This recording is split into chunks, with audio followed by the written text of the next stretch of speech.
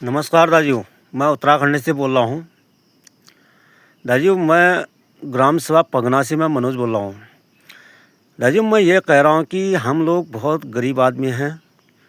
तो दाजू मैं इतना परेशान हो गया हूँ, बहुत परेशान हूँ दाजू, मैं इतना परेशान हूँ, बहुत दुखी हो गया हूँ मैं कि दुखी मैं इन लोगों से हो गया हूँ जो हमारे शासन और प्रशासन जो है हमारे पटवारी है जो सुशील कुमार पटवारी था पहले, अब कानूको बन गया। तो सुशील कुमार पटवारी जी है, इन्होंने मुझे इतना परेशान कर रखा है। और दूसरा मुझे जो है हमारे तहसीलदार मैडम ने जो है उन्होंने परेशान कर रखा है। एसडीएम साहब ने हमें परेशान कर रखा है, जिसमें से मुझे डीएम साहब तक मुझे इतना परेशानी है। तो साहब मैं ये कहता हूँ 2021 में जो खड़िया खनन लगी थी तो 6 साल हो गए हैं।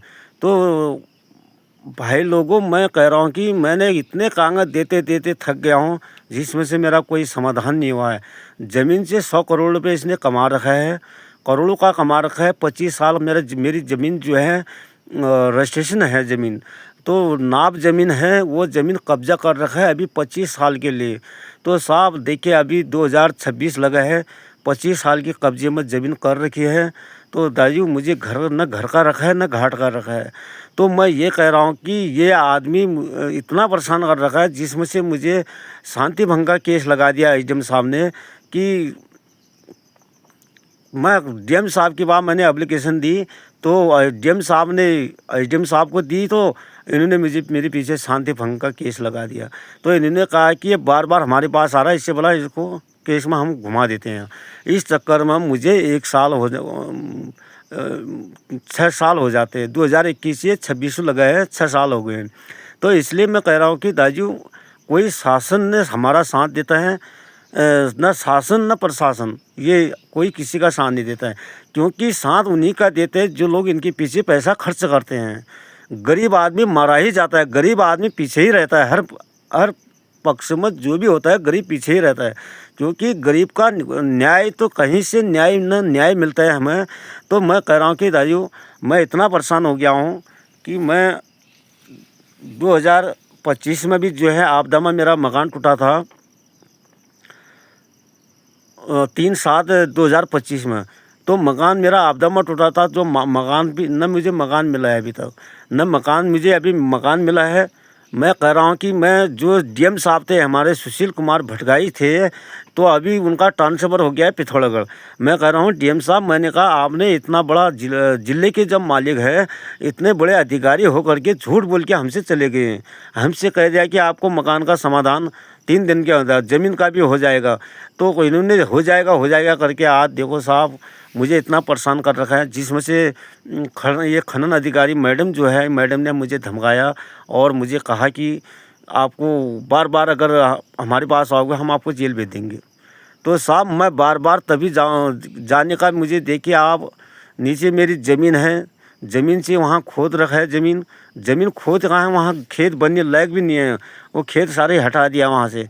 तो वहाँ से खड़िया निकाल के 100 करोड़ रुपये निकाल के, जिसमें से 100 करोड़ रुपये निकालने के बाद एक गाड़ी में कम से कम 285 कट्टे जाते हैं बड़ी वाली ट्रक में। तो आप लगाइए एक गाड़ी 10 लाख की जाती है यहाँ से खड़िया, तो आप लगाइए 100 करोड़ों का अरबों में कट्टे निकाल लेके। तो मैं इसलिए कह रहा हूँ दाजू मैं बहुत परेशान कर रखा है। अभी ये 24 तारीख को मेरी तारीख है। मैं एक गरीब आदमी हूँ, बेरोज़गार आदमी हूँ, न हमारे इस पहाड़ में कोई काम है, रोज़गार है, कुछ नहीं है यहाँ।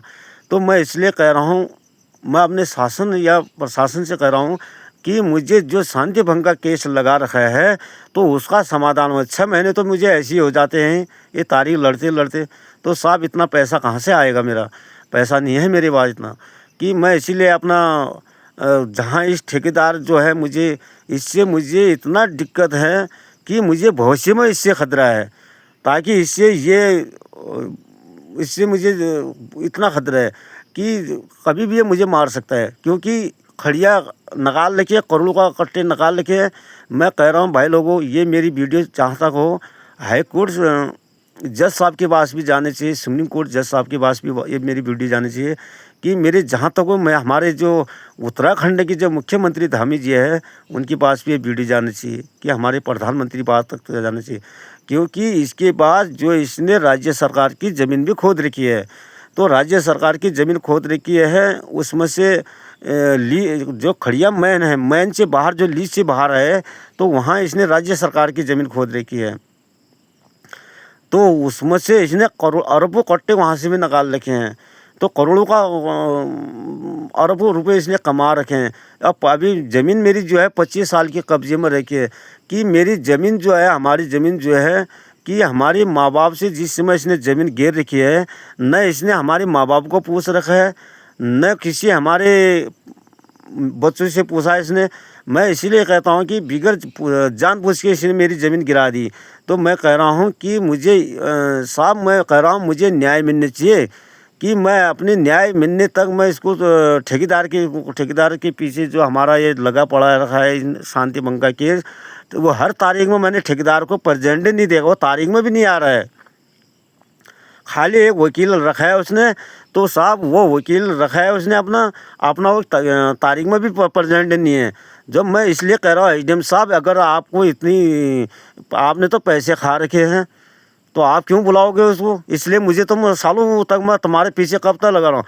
तो मुझे न्याय मिलना चाहिए। मेरी ये जो वीडियो है तो मेरे ये कहाँ प्रधानमंत्री तक जाना चाहिए और हमारे जो सुप्रीम कोर्ट तक जाना चाहिए, जज साहब की आवाज़ जाना चाहिए, ताकि हमारी आवाज़ जज साहब तक पहुँचे कि मैंने इतने एप्लीकेशन दिए, कुमाऊं कमिश्नर साहब को मैंने अपनी एप्लीकेशन दी, वहाँ से कोई समाधान नहीं हुआ।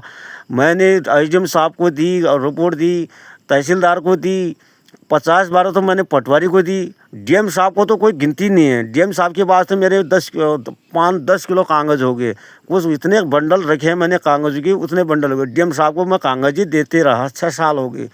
6 साल तक मुझे इतना परेशान कर रखा है।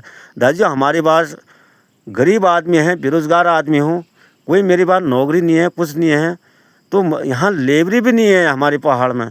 तो मैं इसलिए इतना परेशान कर रखा है दादी। मैं आपसे मेरी वीडियो वहाँ तक पहुँचने चाहिए। सभी माता से, सभी बहनों से कह रहा हूँ मैं, मेरी आपसे निवेदन है कि मेरी वीडियो जहाँ तक हो आगे तक जाना चाहिए कि मैं अपनी आवाज़ को उठा सकूँ। बहुत बहुत धन्यवाद दादी। मैं अपनी घर की कंडीशन ऐसी हो रही है मेरी।